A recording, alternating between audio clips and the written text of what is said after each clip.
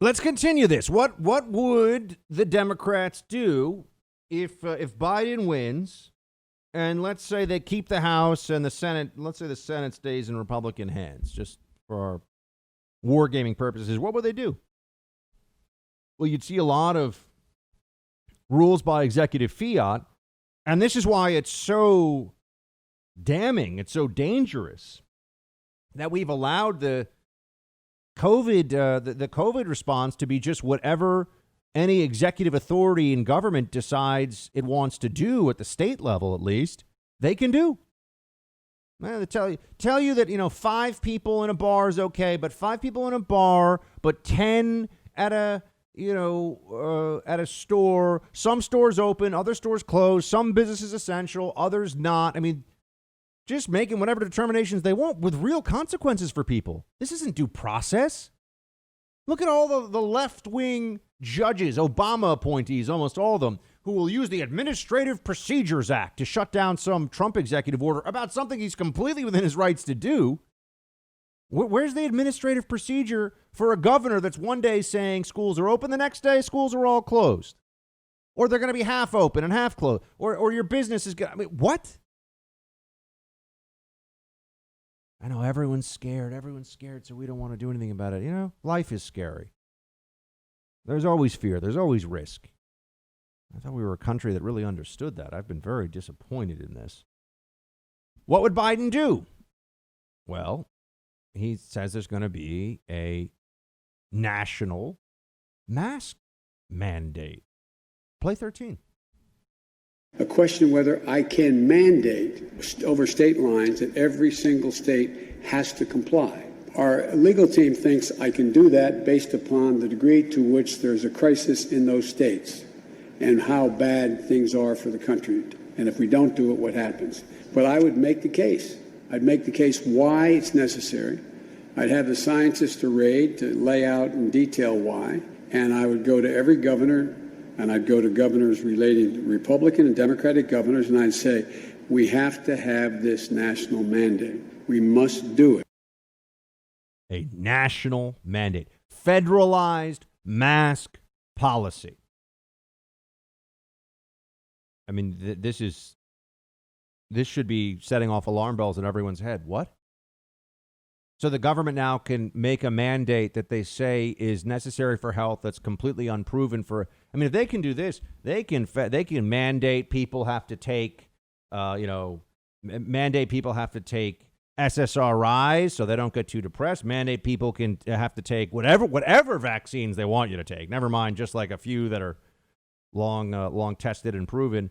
What can they not do in the name of public health?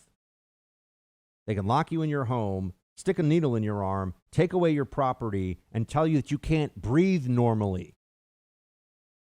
Oh yeah, sure. We're the live free or die country. Sure we are. I think we've all woken up from that. Look, it's a self-delusion. It's certainly not the case.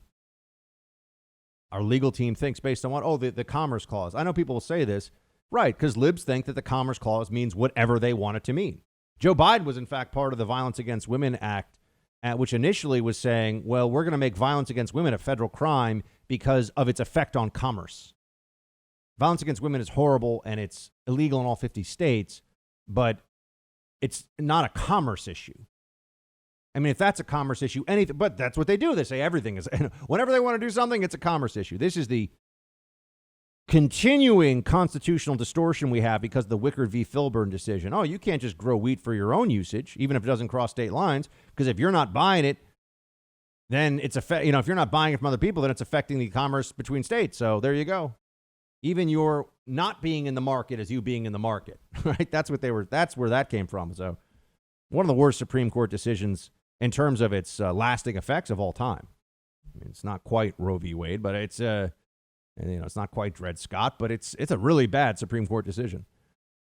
Now we have Biden saying that he thinks his legal team thinks they can mandate this, and we're at the end of the pandemic. That's what the other thing is. So now we're gonna have a mask mandate for how long? Who determines how many cases is acceptable? No, I know, friends. I could sit here and just be like, Trump is awesome. Let's look at polls. Yeah, he's gonna win. I know there are a lot of shows that are doing that every day. This really matters. This discussion, which has been forestalled, this debate, which a lot of people, even on the right, have been unwilling to really engage in because people, they get so upset when someone says they're anti-science. All the people that call me anti-science, I know more and am smarter than. So I don't really care. It doesn't bother me. I don't sit there and go, they think I'm anti-science. But I guess I'm lucky in that regard. If we impose universal masking, what will be the upside? Talk about magic thinking. Here's what Biden said. 215,000 people. I mean, he's got all the numbers for you. 250,000 people will die if you don't elect Biden. If you do elect Biden, here's what he claims will happen. Play 12. The same university model shows, the University of Washington model, shows that if there's universal masking, these deaths could be projected deaths could be cut in half. We could say between now and the end of the year, 100,000 lives. Let's assume they're off by half on all of this. 50,000 lives, 150,000 dead. Donald Trump's own director of CDC told us that wearing a mask is the single most important step we can take to curb this virus. So let's just unpack this for a second. He's saying, well, let's say we're off and it's 50,000 lives. I mean, they're off by a lot more than that. They're 50,000 lives. So you're going to have a universal mask mandate to save 50,000 lives. That's the claim, right? How many people die every year from influenza? 30 to 70,000? About that, something like that. 20 to 70,000, depends on the year. So we're going to wear masks every year now, right? We're going to wear masks forever. This is the standard that they've created. And I know people shout, it's not the flu, and they say this. That's not what morons say, because they're missing the point. No one's saying it's the flu. We're saying the principle is you can enforce these arbitrary and stifling inconveniences on human beings at will, because if it saves just one life is now our health policy. Well, that's going to extend to a whole lot more. That's going to extend to red meat. That's going to extend to climate change. That's going to extend to a whole lot of things. And if you think the libs won't do it, you haven't been paying attention in the last 20 years. Right? 10 years ago, it was no one saying that a 12-year-old boy who says he's a girl is going to be in the locker room with your 12-year-old girls at school. That's crazy. And then about 4 or 5 years ago, it was, what do you mean you don't think that a girl who was born male shouldn't be allowed at the age of 12 or 13 to undress? I mean, they just keep rolling. We keep getting rolled on all this stuff. Well, you guys aren't going to do this thing, right? We'll concede this ground, but you won't do this next thing, will you? Oh, no, they will. They will. They keep doing it. Right? The only thing that stops them from doing exactly what they want is when we win, is when our side steps in and says, no, we're in power now. We're not going to let you do at least that thing you want to do, which is why the election is, in fact, so important right now. 100,000 lives saved. Yeah, you're going to have, and even if it was 50, as you said, you're going to have to wear a mask now for the rest of your life outdoors as long as Democrats' insanity is in charge. And I guess we've been losing tens of thousands of lives every year because we weren't willing to make this very easy, straightforward step. This is all emotion, friends. Their argument doesn't make any sense unless they think that you should wear a mask all the time. And then we do get into the why isn't the, remember, these are the arguments we were having at the very beginning. And then there's the panic porn from the media, overwhelmed, all the rational voices. The arguments we had in the beginning, okay, you could save tens of thousands of lives a year by making the speed limit 15 miles an hour, 20 miles an hour. Guaranteed tens of thousands of lives. But people say, no, I'm going to take my chances and go 65 or 70 or 80. Nah, sorry, not going to do that. This is really the fundamental question we face right now. Is the government allowed to tell you what to do in ways that are only justified if you think that every little action of yours is somehow in the government's purview?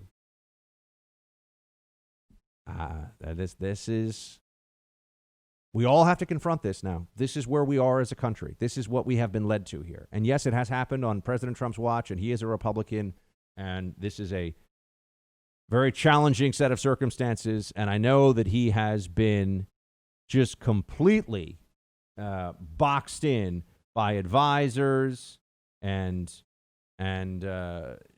people around him who are supposed to know more about this, but It's time for the backlash against the lockdown, friends. The big one right now. From #1 New York Times best-selling author Vince Flynn comes Total Power, a Mitch Rapp novel by Kyle Mills. Look, in this incredible thriller in the best-selling Mitch Rapp series, the latest one, it's a race against the clock when ISIS takes out the entire U.S. power grid, throws the whole country into chaos and darkness. Look, this story's going to keep you on the edge of your seat while taking you through a destructive cyber attack on our entire nation's power grid. Imagine what that would do, the chaos, the panic. And ISIS, other terrorist groups have thought about this before, so you'll really get a sense for what could happen. Ask yourself this, is it going to be lights out for America, or can our top assassin save us from plunging into darkness? The Real Book Spy calls Total Power a serious contender for Best Book of the Year. If you're a fan of suspense and thrillers, this is the book for you. Take Back the Power, Total Power, the new Mitch Rapp thriller from Vince Flynn, available right now in hardcover, ebook, and audio.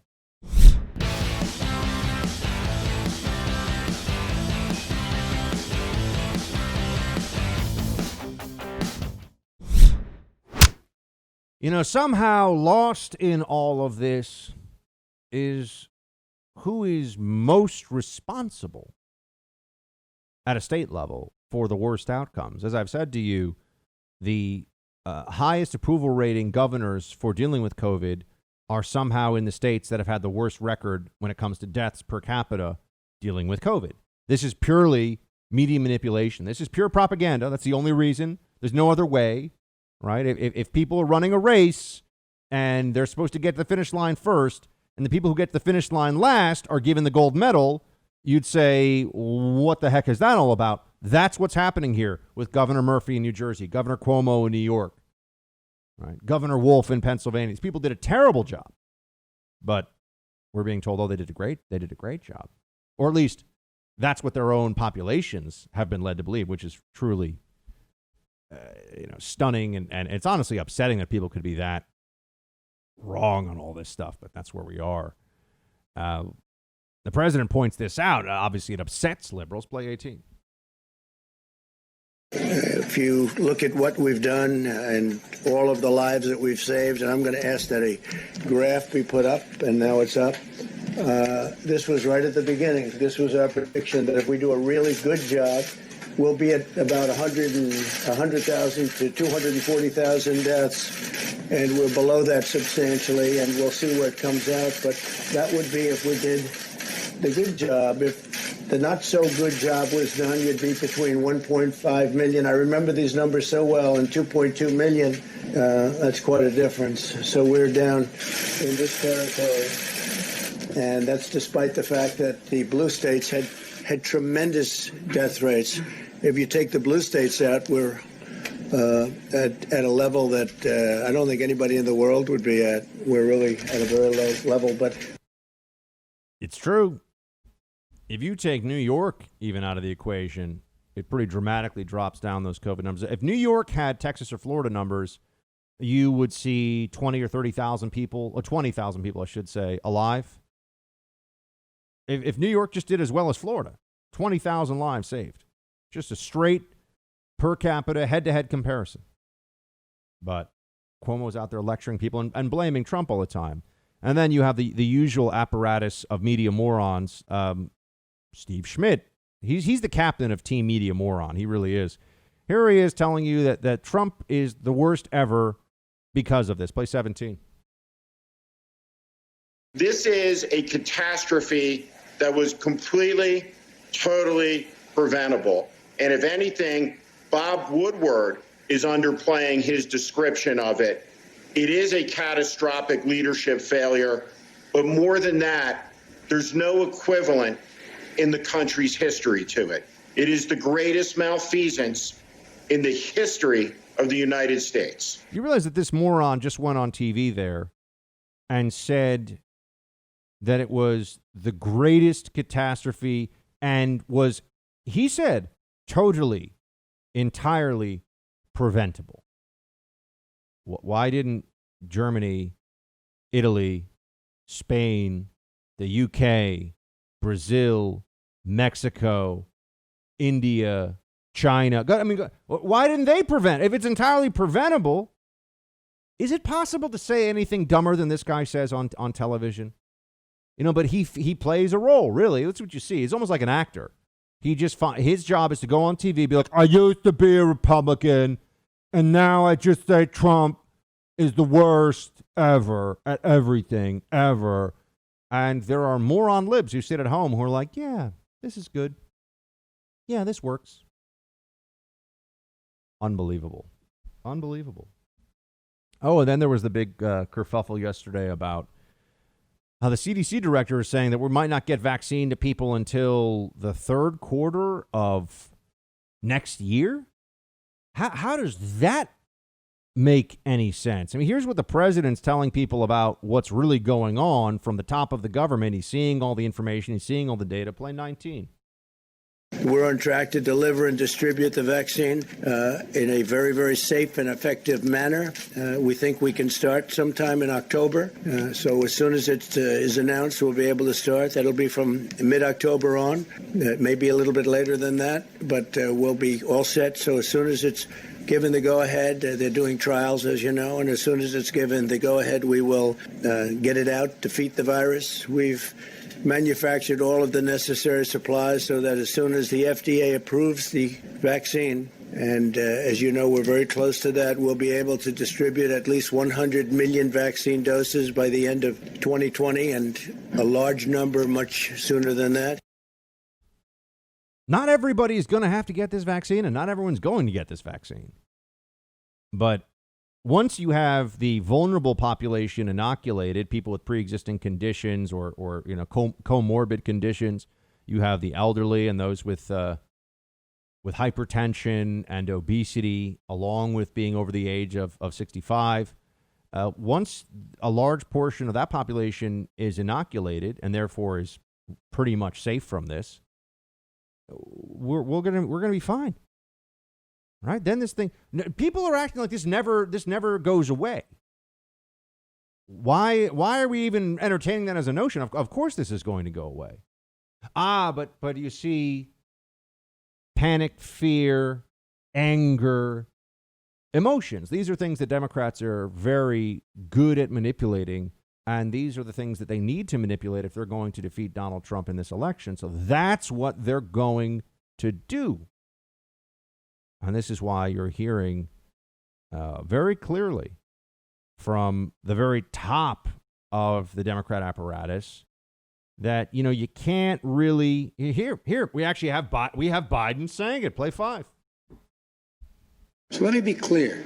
I trust vaccines. I trust scientists, but I don't trust Donald Trump. And at this moment, the American people can't either. Can't trust the president on this. Can't trust him. Which means you can't trust the FDA. So in the same breath, you'll have Biden say, listen to what the CDC director says, but don't listen to what the FDA says. And keep in mind, the CDC director has to do some CYA for the CDC here because they said don't wear masks. Now they're saying wear masks. And ultimately, they view this as why not make people take the extra precaution? No one, no one's going to be able to really hold you all that responsible for taking the extra precaution. With the FDA, if people are taking this vaccine and it doesn't work and or people are getting sick from it, they're going to know that's a big problem. But Biden is happy to dabble in anti-vax conspiracy here. Now, put aside whether you think this vaccine is rushed or not just for a second. The only reason Biden is pretending that he has concerns is because it's bad for Trump if the American people are safe from this virus. That's the only reason. It's not about actual vaccine stuff.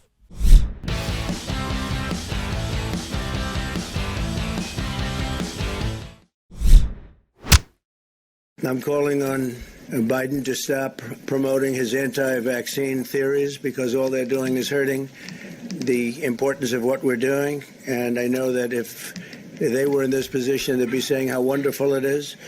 They're recklessly endangering lives. You can't do that. And again, this is really a case that they're only talking, just started talking a little bit negatively, and that's only because they know we have it, or we will soon have it. And the answer to that is very soon. It's true. I'm seeing people on the right confuse, and I want to be very clear about this, confuse asking questions about whether a condensed vaccine schedule poses actual risks and thinking that that is what is motivating questions from Biden and the Democrats right now. They don't care.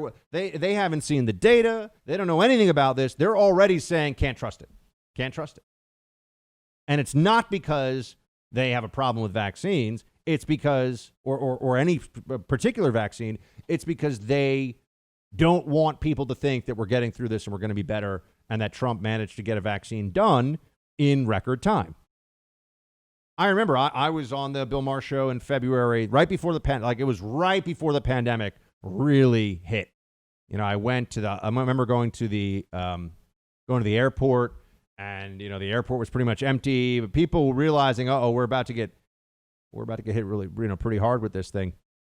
And I said, they said that he lied about how we're going to get a vaccine quickly, and I said, well, they are thinking that they're going to be able to get one faster. And the audience is all laughing. And of course, what I said was true. And there are a bunch, that audience is full of idiots.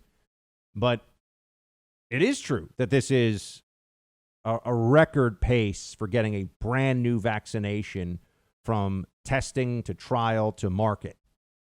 And they don't want the president to receive any benefit for that either. But I do think and I want to switch the law and order issue, but I want everyone to be clear on this because I've had this shift in thinking. No, the pandemic doesn't end November 4th. They're gonna stretch this thing out and use it as long as they can. They're gonna use this thing. They like that people are scared and will do what they're told right now. They're not gonna let this go.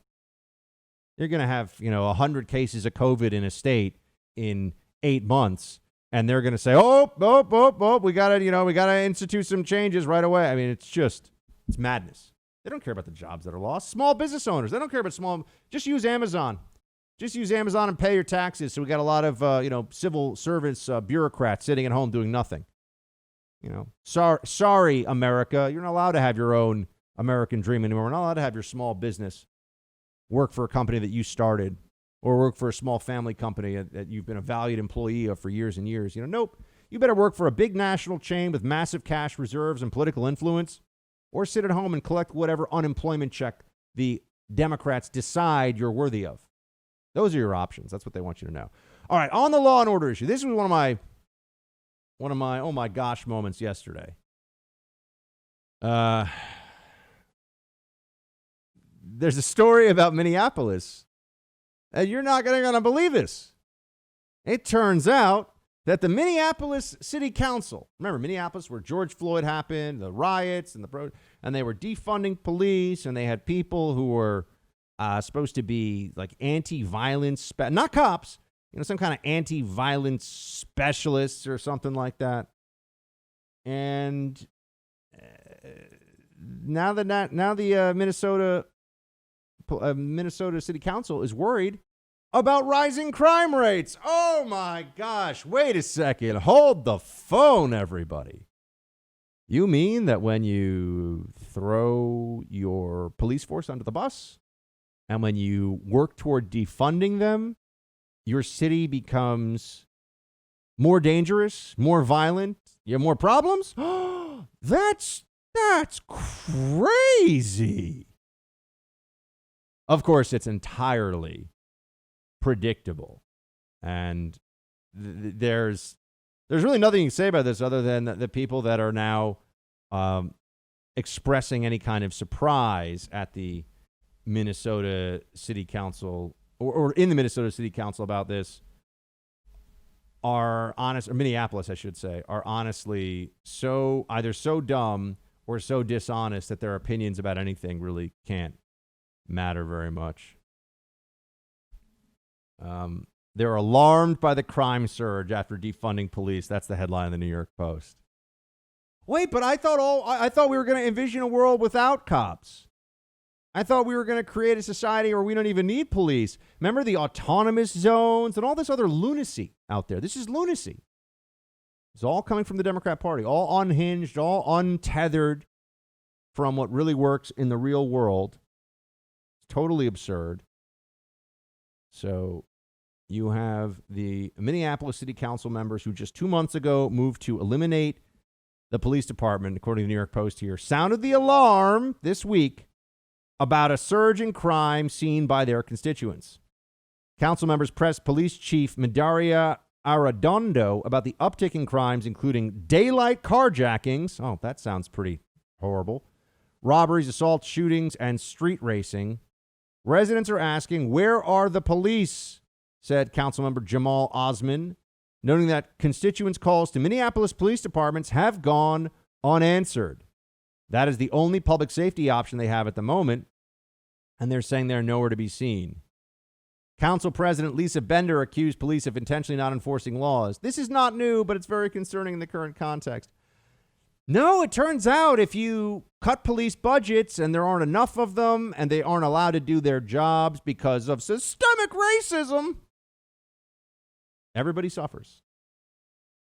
Black people suffer, white people suffer, Asian people suffer, Latino people suffer, everyone when the police are cut down from what they need to be and are, even as importantly, not allowed to do their jobs. Because sometimes wrestling a criminal to the ground can involve force that does not look pretty on video. And sometimes people try to stab cops or go for a gun or go for something in their waistband, and they need to get shot. That is also a reality of the world we live in. That's it. That's justice. There's no way around this.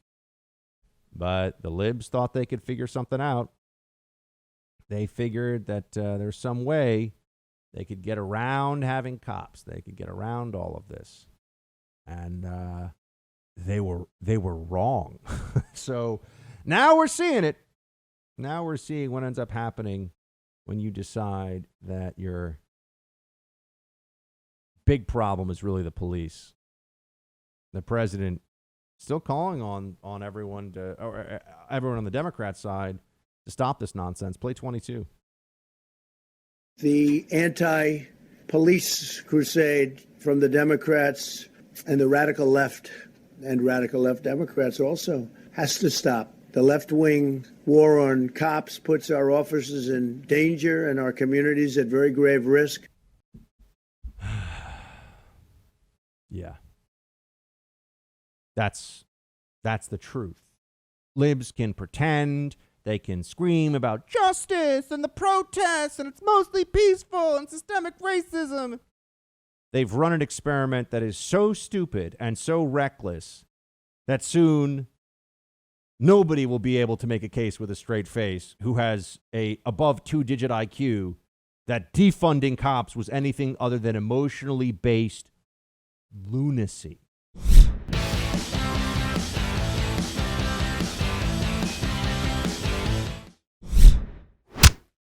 There's another big component of law and order that we should talk about today, and that has to do with the weaponization of prosecutors and the deep state and the bureaucracy for political ends. This is the whole Russia collusion nonsense, the appointment of the special counsel that never should have happened. It was a clear partisan hit job. Everybody knows it. Everyone could see it. Yet it was not stopped. A big failing of Jeff Sessions, among others. And Bill Barr spoke more about this. Let me first just say, the same way that the people that push for lockdowns will never admit that they were catastrophically wrong, costly, stupid, and counterproductive. The same people that will never. It doesn't matter what study you show that they can't. Could you imagine? They won't subject themselves to that rage. But those same individuals, in the same way that those individuals will never admit that they were wrong. The deep staters, they're never going to say, I'm sorry. They're never going to say, maybe I shouldn't have tried to undo the results of an election. No, quite the opposite. They think they deserve bigger book advances. They think that they're heroes of the republic. How else are they going to sleep at night, right? So they totally believe this BS. And a perfect example of this is Peter Strzok, he of the insurance policy in case Trump won, investigating President Trump, the guy who sat down and completely, just like a slimy, unctuous, disgusting swamp creature that he is, set up General Flynn, right? Strzok. Oh, went along with that whole thing. This guy's fingerprints are all over the worst deep state stuff. Him and Comey and McCabe, all over all the worst stuff with the Russia collusion nonsense. They throw Brennan in there, you've really got a row of idiots. But here he is telling everybody that he thinks he's one of the good guys. Of course, play two. I think it sees all of us as patriots who were working as hard as we could to defend America against a Russian threat, against a Russian attack on our elections that helped elect the 45th president of the United States. Patriots defending against the Russians picking Donald Trump. I voted for Donald Trump. Is that because the Russians made me do it? What really is the claim here? But they're never going to stop. In some ways, other than the assault on our liberties, the speech that Attorney General Barr gave last night I think it was at Hillsdale, was very powerful on how prosecutors not only are politicized now, weaponized in ways that should be deeply troubling to all of us, and it's always in favor of the Democrats. I can sit here and rattle off the top of my head a whole bunch of politically motivated prosecutions that Democrats did, that Democrats pushed for. I don't have that on the right. Now, people would say, if they really tried hard, they'd say, well, what about the special counsel investigation of Bill Clinton? It's like, well, Bill Clinton was breaking the law, so there's that. Bill Clinton was somebody who ended up completely disgracing any notion of the President of the United States acting with legal decency. I'm not even talking about being a good guy. And he did break the law. So there's that. There's that component of it, too. But you look at what the philosophy has become of a bureaucracy that exists without oversight. Where did that all of a sudden come into the picture? You keep hearing, career line prosecutors or career civil servants in the DOJ. This is the same bullcrap game they play with journalists. Nonpartisan journalists say, therefore it must be true. Career people in journalism, it doesn't mean anything. Doesn't mean anything. What matters is their conduct. What matters is their mindset, their philosophy, the way that they approach all this stuff. That's what actually matters. That's what the real issue is. And the Attorney General had some great lines in all this. Here's from his speech last night. Indeed, aside from the importance of not fully decoupling law enforcement from the constraining and moderating forces of politics, devolving all authority down to the most junior officials does not even make sense as a matter of basic management. Name one successful organization where the lowest level employees' decisions are deemed sacrosanct. There aren't any. Letting the most junior members set the agenda might be a good philosophy for a Montessori preschool, but it's no way to run a federal agency. Good leaders at the Justice Department at any organization need to trust and support their subordinates, but that does not mean blindly deferring to whatever those subordinates want to do. You hear this in the media. They'll say, oh, but people in the DOJ, that work for Barr don't like his decision. Tough.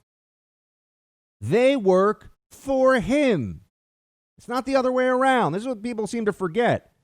But, the department or the agency is held as being more important than the person at the top charged with making sure that it functions well, who is a political appointee for a reason. It's part of the separation of powers and accountability processes that we have built into the system.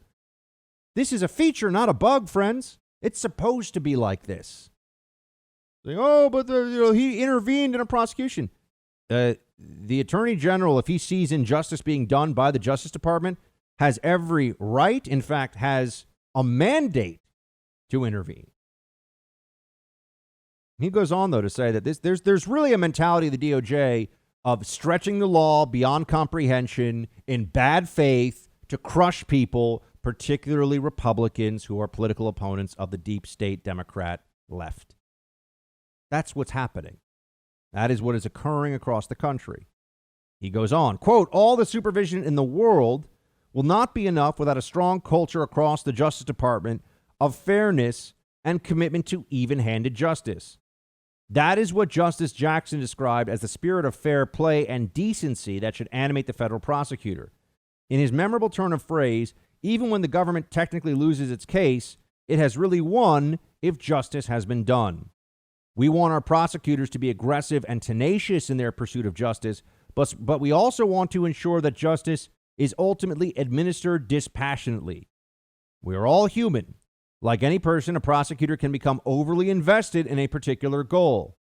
Prosecutors who devote months or years of their lives to investigate a particular target may become deeply invested in their case and assured of the rightness of their cause.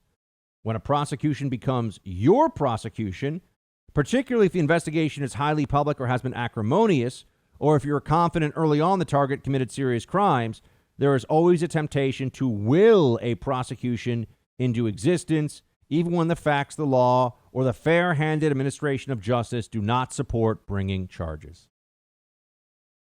You're darn right.